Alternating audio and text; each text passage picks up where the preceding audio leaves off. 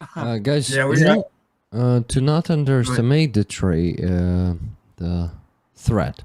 So there are multiple situations, and actually, it's the main reason why Mikhailo Dropati resigned from the commander of the ground forces. Is that the strikes on the training centers are deadly, and they Hmm. are killing. They're Uh, increasing massively, Pat. yes, that's the first No, thing, and absolutely. the problem is the reconnaissance drones. They just see everything that is Uh-huh. happening there, and especially when they're close to the front line, there are many cases lately. There was in Chernihiv Oblast, 40 kilometers from the border. For fuck's sake, how, like, why are we placing, Bradley, maybe you know, but why are we placing the Mhm. training ground so fucking close to the border where it's like on the reach of the ballistic missile, like the small one they have? They are hitting those with Iskanders with the help of their reconnaissance drones. And this is not the only case. Like in the last, like this year, I guess we had only like, not only, but already like 6 cases like this, maybe even more. Like every month we have, or sometimes 2 times a month, training ground being hit by a missile. So it's a mess. And Well, you have to consider the facts here. You have training centers, which are more towards the rear, and then you have battle brigade training centers that are much closer to the front line. And a lot of these battle brigade training centers or training grounds, if you want to call them that, mhm. uh, are within, you know, that distance 20, 40 kilometers.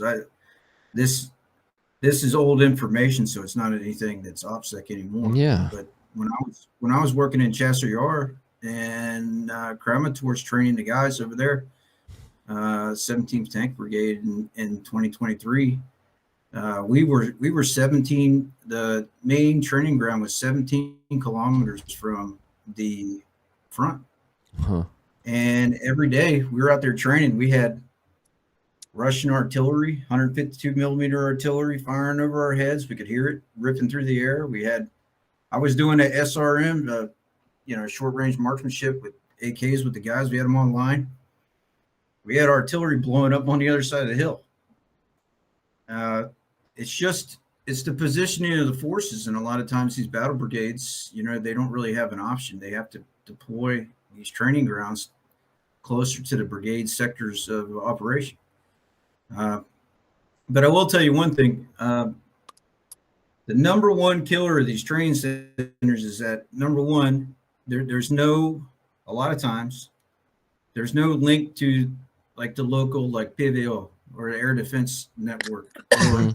they should have a guy at the center headquarters that has a direct link to the radars and stuff like that. And whenever they see a drone coming into the battle space, they should be shutting that training down Yeah. and moving But those guys to covered and concealed positions. but Yeah. they do have that. The problem is communication. Um, That's the problem. by the way, not all of them have that. You know, we already have teams in the Bell brigades. They're on the front line who are operating the interceptors and destroy those reconnaissance drones. But we have none in the training centers. Now, like these days, every training center has to have that team that will be monitoring the airspace constantly. And if needed, if they spot a reconnaissance drones of Russians, they should immediately uh, put out an interceptor there and get rid of that drone. And of course, at the same time, send everyone to the shelter, every soldier who was training there at that moment. So the what Sternenko is saying, and he's redirecting it first of all from the soldiers, but also he has the contacts in the local administrations, and he is saying the problem is a lot of commanders are just neglecting that. They say, we were not taught that in our amazing Academy of the Ground Forces in Lviv, which is, still operating by the Soviet standards, you know, and they are being taught some old doctrine, and we don't have that in the book of 1989. What the fuck are you talking about? Go dig trenches, you know, and all that shit. So there's still a huge incompetence because we still have those Soviet-minded commanders. That's what Steranenko is reporting, and he has to deal with that. Like, his team is approaching those administrations and those military units, you know, training centers, saying, look, there's a solution to protect you. And those guys are either saying nothing to them, not responding, or just saying no, or saying we will do it, and not doing anything. So this is the problem. You know, for you to deal with this, we need the order to come from the top. So it should be done on the high level. So there should be some law passed, you know, to kind of implement those interceptor teams into the training centers too, or at least put them close to the training centers. So it should be like only coming from the top, and unfortunately on the bottom horizontal initiative, it's usually being killed by the order of the Soviet-minded commander somewhere. Not everywhere. There are different cases. There are good cases, definitely, but this problem should be but the solution to the problem should be systematic. And right now, instead of being systematic, it's being only like voluntary, you know. Some guys from the instructors that have previously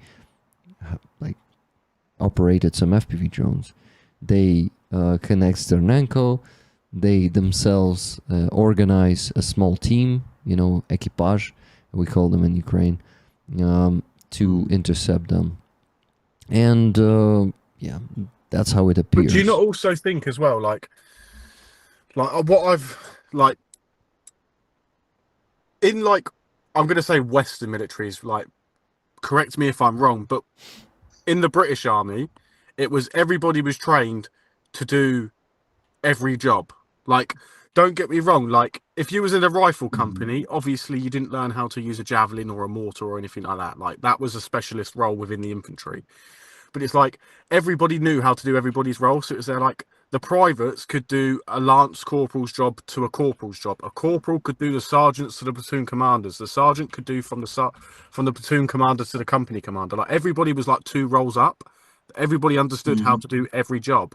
You know, everybody understood how to use a marksman rifle, the machine gun, you know, like the handheld 60 mils, you know. And I've noticed in Ukraine, it's like, if you're a machine gunner, you only learn how to use a machine gun. Like, and they don't teach you any leadership skills. You know, they teach you how to use a machine gun. That's it. And if you do pick up, like, let's say you become a senior soldier or a junior sergeant or a sergeant, you're not really taught leadership skills. You're taught psychology. And it's like, to me, like, I understand, like, personally, yes, psychology does come into a form of leadership. It does. But, like, you need to understand, like, what isn't taught is how, like, every soldier that you are leading is different, you know, and they will respond in different ways to the ways you tell them to do something, you know. It's like, I've got blokes, like, if I shout at them, it's pointless. It just goes straight over their head. You know, they've been in the army before. So every time you shout at them, they just switch off. They're not listening. They're not learning. They're not taking in any information, you know. So, like, sometimes you have to talk to them like normal, you know, just like how we're talking now, but consistently reminding them that they had either done something wrong or they had done something right, whatever. And then I've also had guys, you know, where, like, I've had to get hold of them and, like, give them a slap because they're just not, like, they don't listen, you know, because they're just young. You know, it's like when I was in the army, I was tortured. You know, like, I was crawling through shit, mud, all sorts. You know, I had a guy piss on me, for fuck's sake. But that made me who I am today. You know, like, it takes a lot to bother me now. But in, like, the Ukrainian leadership style, it's more how do you convince people to do something rather than, like, them trusting you to go do something. Does that make sense? And yeah, that's right. And for me, it's like, if somebody comes over to me, right, and says, I need you to go and do that, if I don't trust you, I'm not going to do it. You know, like there's been times where like me and my friend, like Tom, for example, me and him went out on a recce, just me and him, just walking around the front, just me and him, absolutely fine. We trusted each other. We knew the route. We had studied it together, you know, and we just went on a recce, no problem. But if it was just some random guy, I'd be like, absolutely no fucking way, you know. And if I was told to go and do it, and I didn't know this guy, like this officer or whoever, I'm not going to do it. Like, you can't just. Mm-hmm. I understand orders need to be followed, but how can you follow? In my opinion, how can you follow somebody's order if you don't trust them as a leader? Yeah. Yeah, the one thing, like cross training, you're right. Mm-hmm. You got a guy in an infantry squad. We do cross training, so a guy can pick up. It's such a 240 big for thing. assault. Everybody needs to know how to do the next person up, like like the next Mhm. person up's job. You know, everybody needs to be able to look at that PKM or mini me and pick it up and use it. You know, because if the machine gunner goes down, who's going to use the machine gunner? Like Mhm. somebody has to do it. And it annoys me because like I'm seeing all these guys, right, and they sit there and say that like, oh, I've been in the army for the X, Y, and Z, and it's like, yeah, that's really cool, bro. Can you just do that for me on that gun? Like, can you just use that PKM? And they're like, I've never done that before. Never touched it in my life, you know. And it's like, sick, great. And then luckily, you know, people are honest. Like, for example, when I was given a PKM for the first time, first thing I did was go over to my friend who was a PKM gunner and say, how do I, like, teach me? Like, how do I use this? You know, and he sat there and Mhm. don't get me wrong, like, it's not much, it's different to like a GPMG or a 240, but it's like, it was like, how do you strip it? Like the safety catch, you know, the link, all this stuff like that, you know, like best ways to do this, that, any tips and tricks, you know, just small things, you know. And I feel like everybody in the Ukrainian army should understand that if any weapon systems put in front of them, they should, as an infantry, right, or even just as a basic soldier, should be able to pick that up and use it effectively. Yeah, Yep. but the problem is that they have a strict and rigid training manual, and some of these things aren't trained correctly, or the steps are out of place. Like, for instance, this is just an example. You know, they're teaching like react to contact before they're even teaching How to guys how to shoot. do basic team movements. Yep. You know, or like team or squad bounding. Like there's incremental steps that you need to train guys Yeah, up yeah, to no, I get to agree. a task. Like, bro, I've seen it. I went to a training center once, right, and it was like one of like the scenarios, right. It was like right, they're gonna learn how to do, and it was absolutely mental. It was there like right, they're gonna learn how to like pairs fire maneuver, and then the next day it was like they were gonna learn firing positions. It's like you need to kind of like reverse that, bro. Like that needs to switch. Yep. Um, Yeah. but this is what I mean, and it's not because it's incompetence or anything like that. Like, don't get me wrong, some of it is, but it's also like these guys, they're either not trained to be in these roles, or it's just, as you said, come from a Soviet manual and it's there like, right, do it by the book, and it doesn't work like that all the Mhm. time, you know. And it's No, it doesn't, especially when you're talking about complex military maneuvers in modern warfare for drones and artillery and all these complex systems that are trying to kill our guys. You know, all these old Soviet doctrine stuff, like it has to kind of go away, and we have to go to a Western system. And I'm going to tell you one weakness in the link, and I've always said Mhm. this: the Ukrainian army does not have a good knowledge.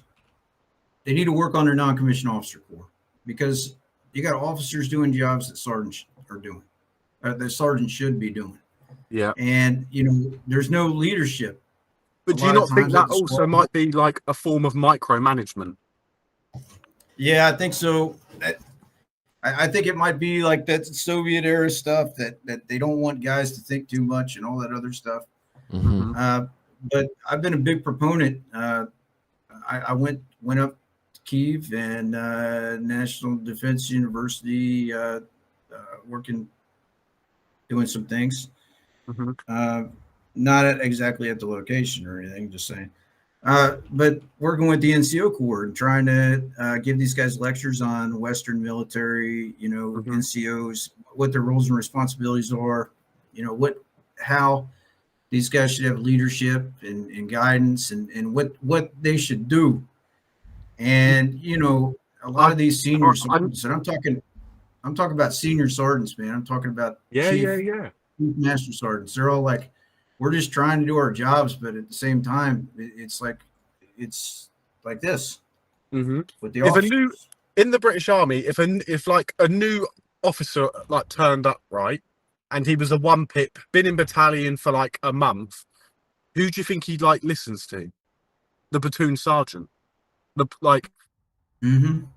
like the officer, the platoon commander. He will deal with like paperwork, training and all this stuff like that. And the platoon sergeant will run it. The platoon sergeant will do more work than the officer, not because like the officer's above him, but because the sergeant is also like still teaching the officer how to like be a leader with that specific platoon, because he would have had that platoon a lot longer than the officer. So he will Mm-hmm. know everybody with inside that platoon. And what I've noticed in Ukraine, it's like the officer would turn up, right? And they've done 2, 3 months in the military academy, and they're like, right, shut the fuck up, listen to me. I'm the boss now. You're going to do Hmm. this, you're going to do that, you're going to do that. And the sergeant will go, well, actually, like, we've already organized this. And, the battle space dictates that we can't do that specific way because of X, Y, and Z. And the officer will go, are you trying to undermine me? Do as you're fucking told. I'm the officer. And it's like, bro, like, listen to what this guy has to say. Like, he could be completely Mm-hmm. fucking wrong, but still listen to him and investigate into what he said, because that will have an effect. And you also might even learn something from it. Like, I learn every day. I learn from Ukrainians, Americans, like even fucking Colombians and Brazilians I've learned from. Like, not just like because I've been learning Spanish from them, but like I've learned Mm-hmm. things that they do, and to be like some of it to me, it just doesn't make sense. But if they're going to do it, I need to know how they're going to do it and why they're doing it. Like there's all different ways of doing things. But this Yeah, Soviet in textbook, the, bro, fucking irritates me. in the American Army, go ahead and have a second lieutenant try to come up to a sergeant first class and tell them what's up. Yeah, you just I don't get it. guarantee you that would not happen, because let me tell you something. That sergeant first class has probably about 15, 17 years experience, and that lieutenant has 10 minutes. Zippo. Yeah, Like, 10 minutes. And in our Army, we got some pretty strict things to that. mm-hmm. If the platoon sergeant's having trouble, we'll just go to the first sergeant, and the first sergeant will go to the commander. And then the commander will bring that lieutenant in and say, hey, buddy, you better rein your shit in, and you better listen to this guy, or guess what? You're going to be making coffee of a battalion. Yeah, you're going to go work in fucking stores, bitch. Uh-huh. So, this wouldn't be possible in your armies, right? What is happening here? Like, when they're just come from No. academy, and fuck, they even do this, guys. You won't believe it. They do it in battle brigades. They put the battalion commander, who is just from the academy, and they make him, like, they make such shit there, especially if they're being, some nephew of some famous general, or or just some commander of the Mm-hmm. who is a friend of Syrski, all this. And so all of this is just, I hear this so much personally from the soldiers we help. I heard this too many times lately. So the problem is, I guess, is that also we lack the officers. So they're like, we act the battle officers with real experience, and we just don't have enough of them to put in every brigade. And those incompetent, and not just, maybe they're competent, they're just not experienced. Those guys are getting to to command a battalion, sometimes a brigade. I heard about one brigade where the brigade commander doesn't know shit about this war, and he was appointed and he keeps commanding it. And everything is trying to be organized through the through his subordinates. So he somehow puts the responsibility on them, but not really like listening to them and trying to do it their way, by their experience. He's still trying to do it his way, so it's such a mess. And I unfortunately hear a lot about this stuff lately. But The thing is, sorry to interrupt you. Like, I just want to add okay. on to like what you're saying, otherwise I'll forget. But it's like, if you're going to give somebody a job and you're going to tell them to go and do something, right? Don't try and tell them how to do it. Just tell them what you want from that job, and then let them go and do that job. The whole point of like delegating is ensuring that you can trust that specific individual that you've delegated the task to be able to achieve the goal that you want. It shouldn't matter how he does it, as long as he gets it done, you know. Yeah. And it's not happening. It's like somebody will be sat there in the talk, sat there telling you how to do something, and you're just like, bro, like, chill the fuck out, man. Like, I'm doing it. And they're like, yeah, but you're not doing it like this. So they're like, yeah, I know, because I fucking can't, bro. Like, chill the fuck out.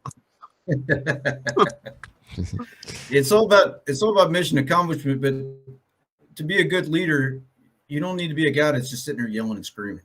No. Just like you said, Fuzzy. You got to be a guy who delegates authority to other people and then checks on them, and has some mentorship to help build them up and to encourage them. When you're going down there and you're just giving knife hands to people and you're yelling and screaming, hey, you fucked that up. Okay, sir. How did I mess it up so I don't do it again? And this is the thing, right? Like, with my blokes, like, if I start fucking knife handing them, right, like, they just turn off. Like, they just stop, and they're just like that, and what? Like with my guys, right, I tell them how to do something, or like I tell them what I want, and then it's up to them whether they do it my way or their way. Like, as long as they do it, I don't care. Don't get me wrong, there's been times where I've lost my shit with someone and I've sat up and said, shut the fuck up and just listen, because they're doing it wrong. But end of the day, like, as long as they achieve the goal that we need and want, I don't care. I don't care how they do it, right? As long as it's done in a well-timed manner, right?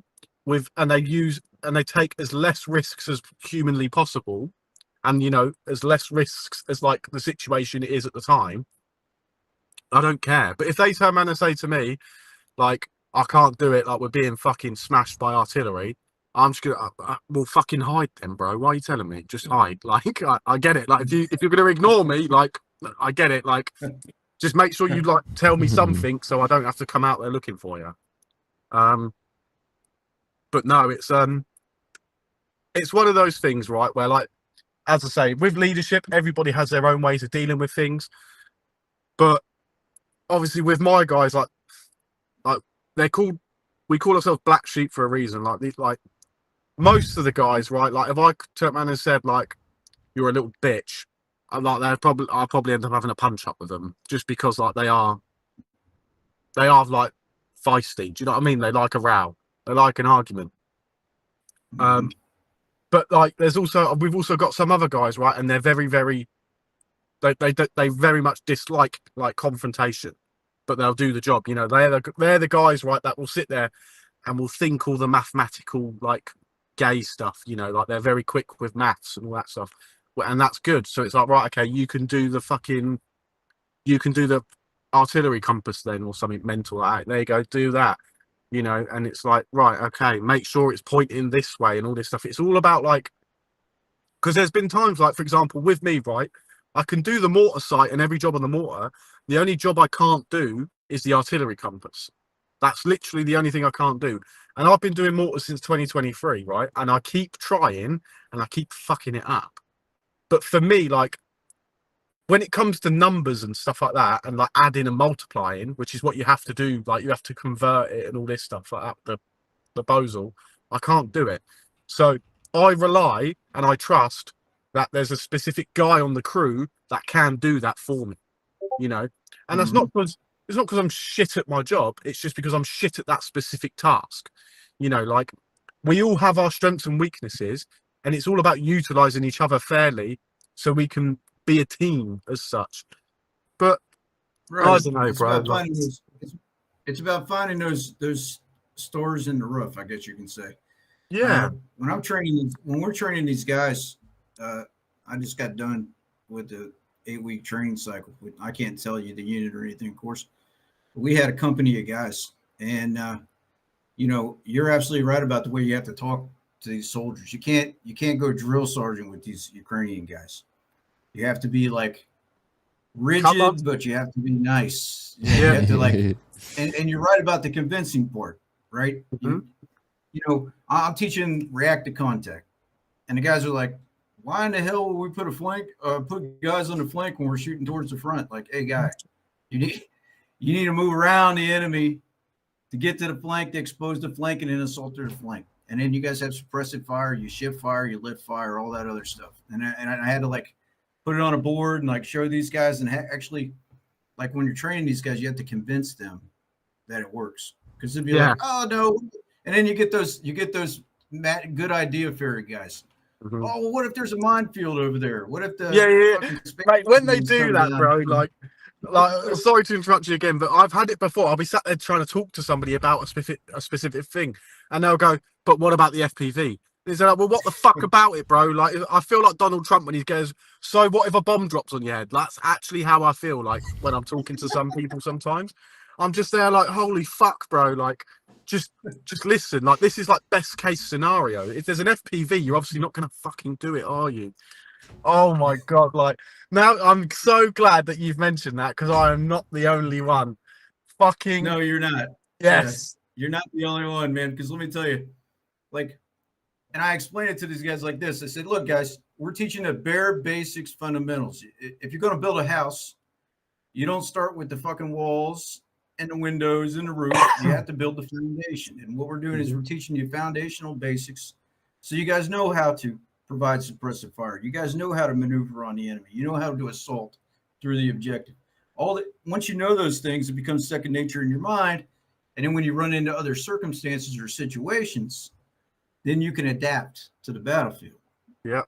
And then all of a sudden, like a light bulb goes on in their head right here. It's like, oh yeah, But that's what makes it like. This is what, like, for me defines Soviet from to like NATO and Western thinking in a sense, because it's like sometimes, like, when you meet these guys, right, and you sit there and you tell them, like, "But have you thought about this?" They go, "No, that ain't gonna work." And you go, "Why?"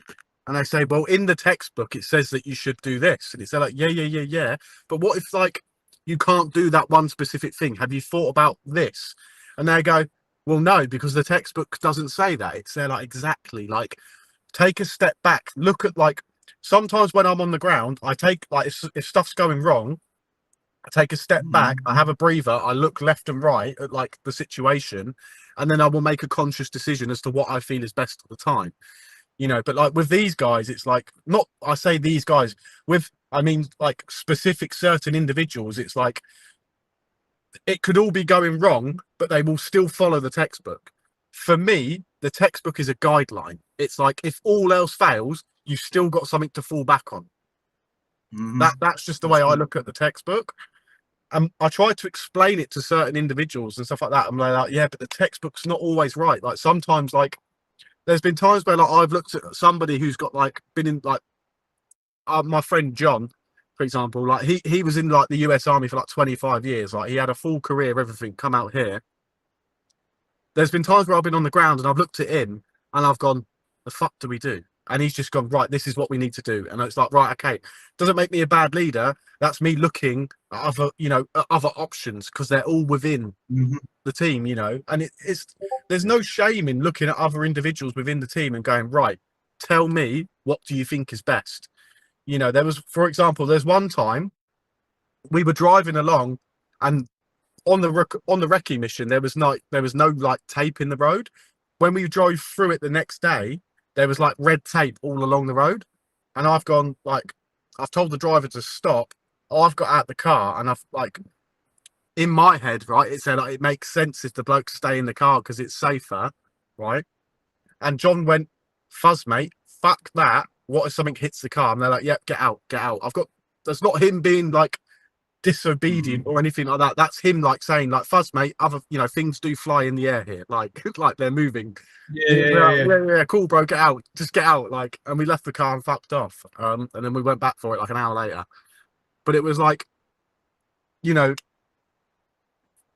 people need to start looking at like experienced guys that are like to your left and right and listen to what they have to say, because it's like, for example, with Noodle hasn't really been out on the ground since 2024, right? Like, well, even 2023. In 2024, he only went out on the ground once because his job is fire control. So he sits in the top and, and give like the bearings and elevations and like that for the mortar, right?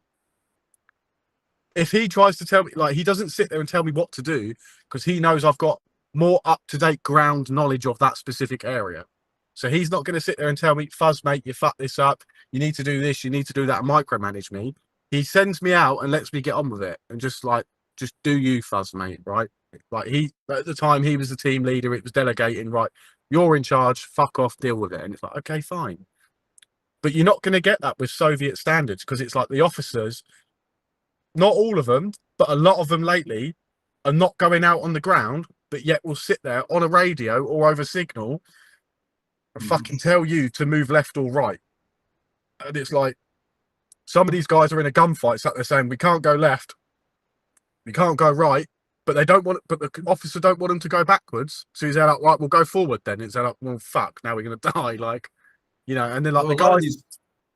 A lot of this mission planning that they're doing, when they do these mission plans, as you know, they'll draw these strict lines on the map. Okay, first squad, you're going here. Second squad, you're going here. Third squad, you're going here.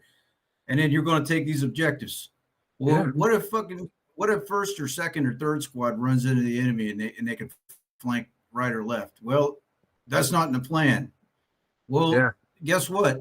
Like, if you're on the front line and you run into a bunker, you're not just going to run straight into the bunker. You're going to try to hit it from the flank or the side, or you're going to have to retrograde back or whatever else and call in some FPV support or something else.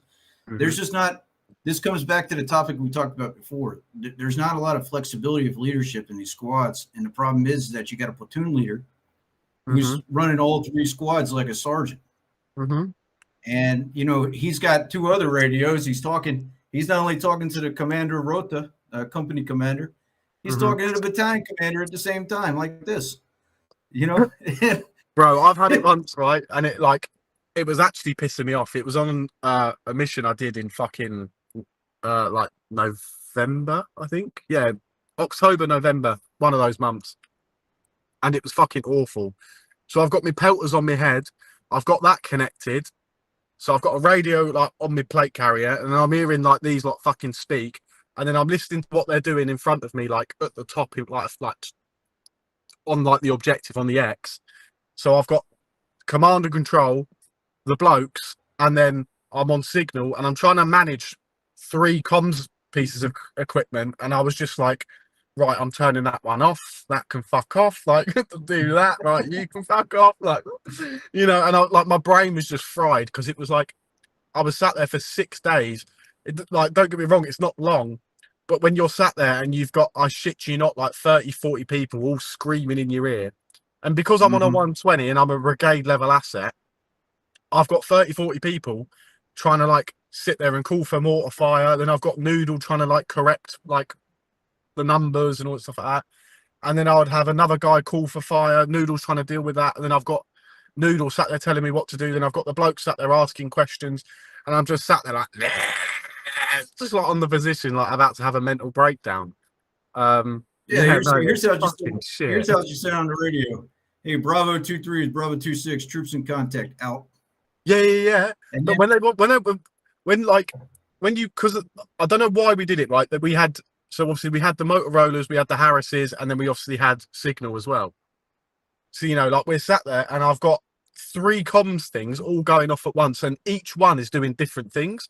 So the Motorolers and the Harrises are doing like the, like some of them are like up the top with the boys dealing with like their gunfight. And then I've got command and control like the TOC sat there trying to talk to me. And then I've got Signal with all the corrections coming through with the mortar. Then I've got the blokes coming at me. And it got to the point where I just literally like, they turned around and said to me like on the radio, like, can you like because I just stopped responding for like 20 minutes, like on the radio, and I can't hear anything, and I just stopped responding. And I had Noodle message me telling me like, "Are you all right?" And then they're like, "Yeah." He said, like, "Why have you not come over like on the comms checks?" I'm like, "'Cause I'm getting fucking annoyed with it, mate. Like, I just want one form of comms, right?" Because like it all went very, very wrong on this mission, and it was fucking awful. You know, and it was just they're like, right, I want one form of comms, and that is it. I don't need anybody speaking to me except for you right now, telling me the corrections for the gun. If I don't care if people are asking if I've got fuel for my generator at the minute, I'll go cold. Do you know what I mean? Like, fuck off, bro. But yeah, no, it's very, very hard. And I was sat there talking to I'm not gonna say, but I was sat there saying, like, right, in Ukraine, on the front line, there is borders, and you cannot cross the borders because each unit is assigned like a part of that front, and you are not allowed to cross that border. Sector. Yeah. And it's there like, but why? Why can I not cross that part? Like, even if it's for like 200 meters, let me just communicate with the other unit and say, right, I'm coming in to go this way. Is that okay? And they will say yes or no.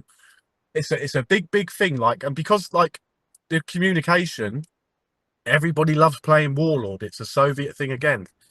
I say everybody. What I mean is like specific individuals. They love playing like Warlord, right? And it's like, no, you can't come into my part of the front. It's like, why? Because I said no. But I need to get a 120 out, bro. Yeah, I don't care, man. This is my part of the front. It's like, bro, like it's not yours, it's ours. Like we're all on the same side here, dude. And they're like, no, it's mine. You know, and sometimes you're just sat there like arguing with this fucking retard because he's just sat there going, no, it's my part of the front. You can't come into my wood line. And you're like, shut the fuck up, bro. Doing it anyway. And you go in there and then you get in so much fucking trouble because you're in his wood line. It's like, do you own it, bro? You paying fucking rent? Like, fuck.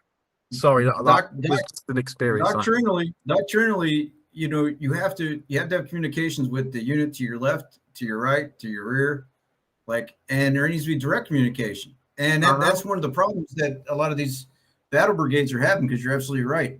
They control that sector of battle space, and the communication between the left and the right and the rear is like a secondary thing. They're like, okay, well, maybe if we need something, we'll contact them.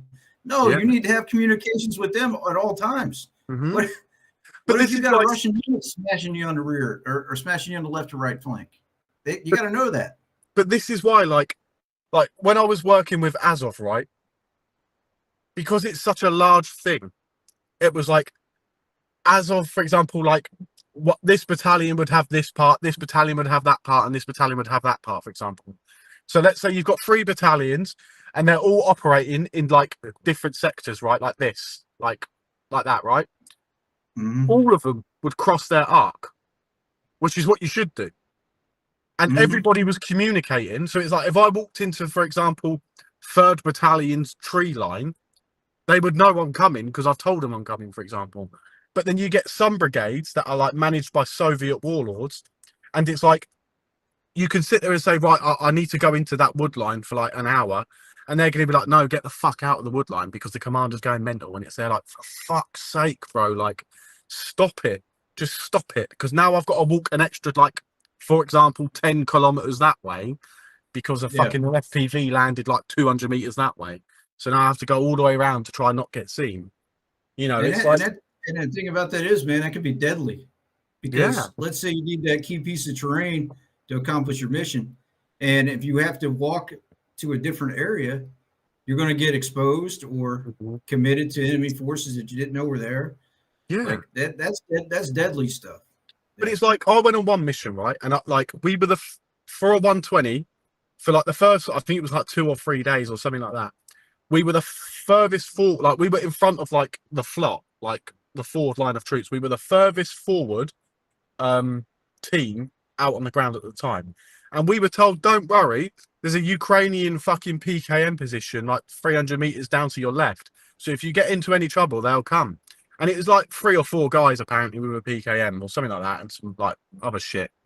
They weren't there. Like they were nowhere to be seen. Like nobody could find them. they'd fucked off, and we're just sat there like, yeah, sick, bro. Like, don't get me wrong, for like a mortar team, like we had a lot of shit. Like we had like 4 AT4s, like 4 anti-tank. So everybody on the crew could pretty much pick up like a fucking rocket and shoot it. You know, we had like 1,000 rounds a man.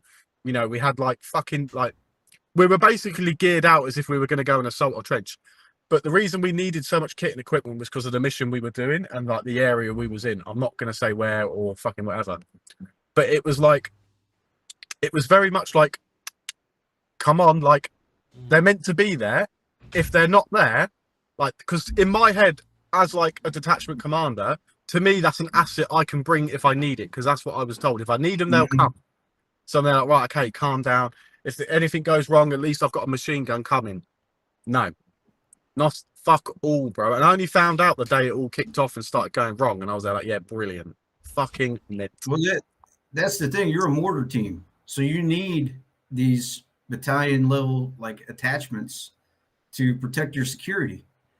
Yeah, but we don't get it, bro. We literally get absolutely nothing.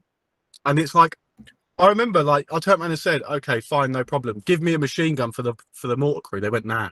Why? Because you're a mortarman, bro. You don't need a machine gun. And at the time, the way the front was, it was like there was no like defined line.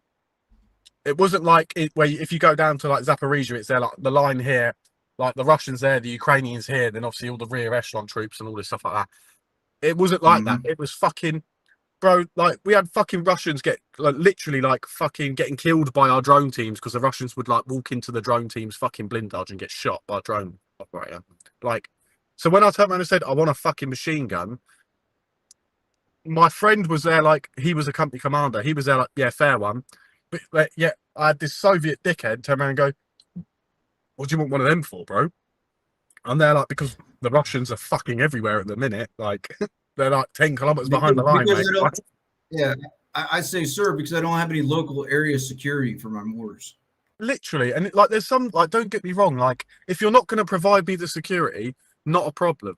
All it means, right, is I'll have to remove people from a gun, like, and because you can operate a gun with like 2 blokes if you really had to.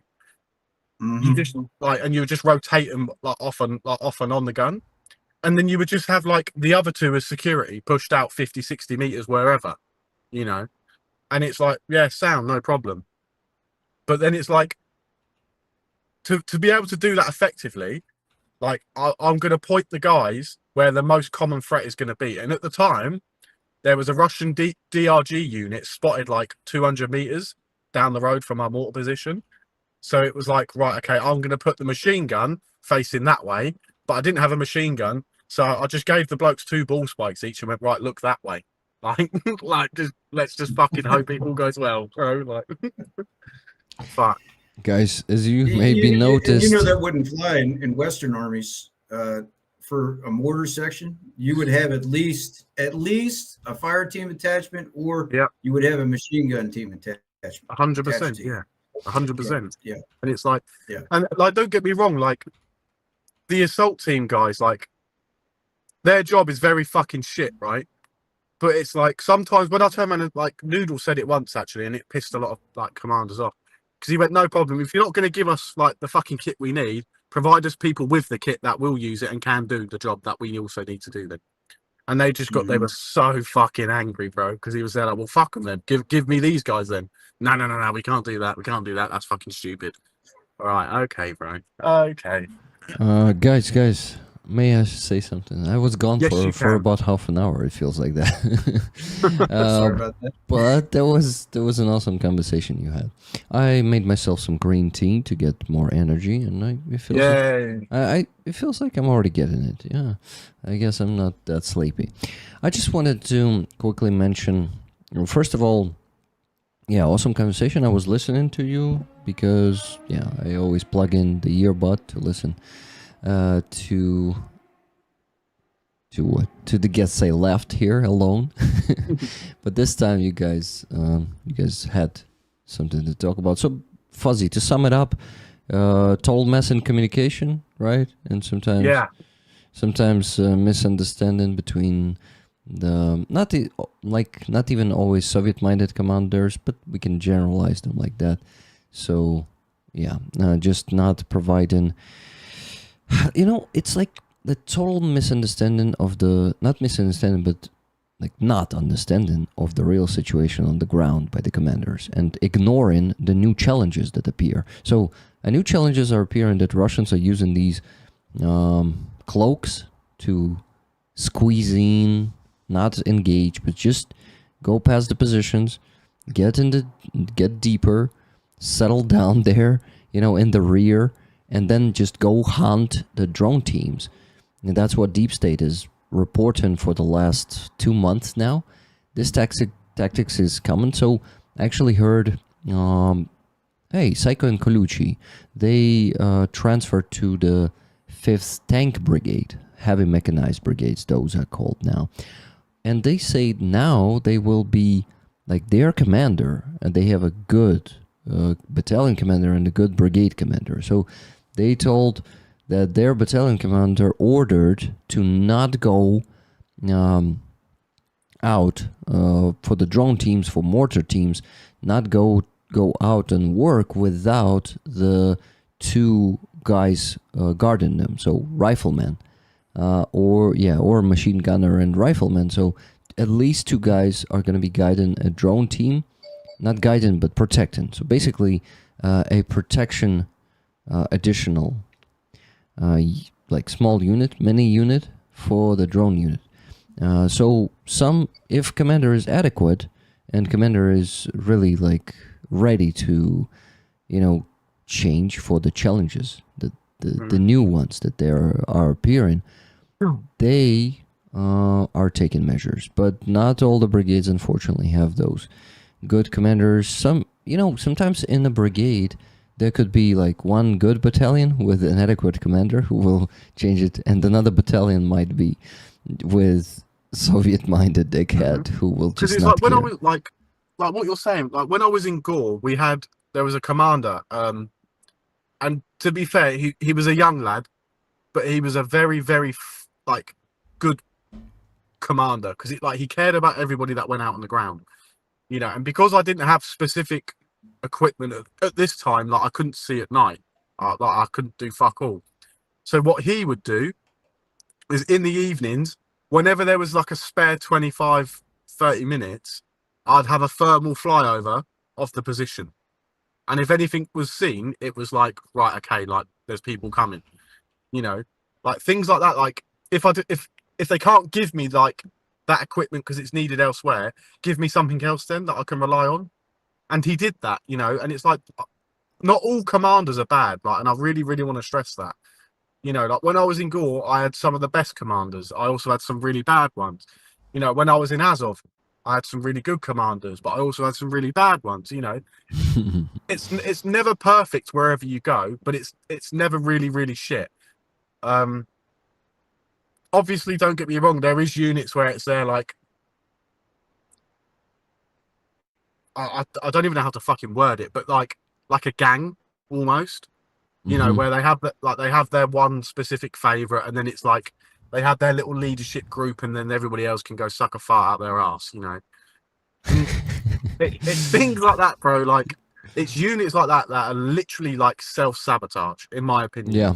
Like it's like because Noodle the other week, right? He took and said like he was reading some story. I can't remember what fucking unit it was now, but it was some unit working down in Kherson, I think. And like he was reading it, he was like, "What the fuck is that commander doing, bro? Like why is he doing this like all the time?" And not because again, it was a big article about like not communicating, lying to like upper command and all this stuff like that. And it's stuff like that, right? Where Noodles just sat there like that is literally self-sabotage. Like, just be honest so you can get like the resources that you need that Kyiv decide that they have available for you. Rather than trying to have an ego and too much pride, just tell people what's going wrong and what's going right, so then Kyiv can then decide what they can do to help your unit at the front.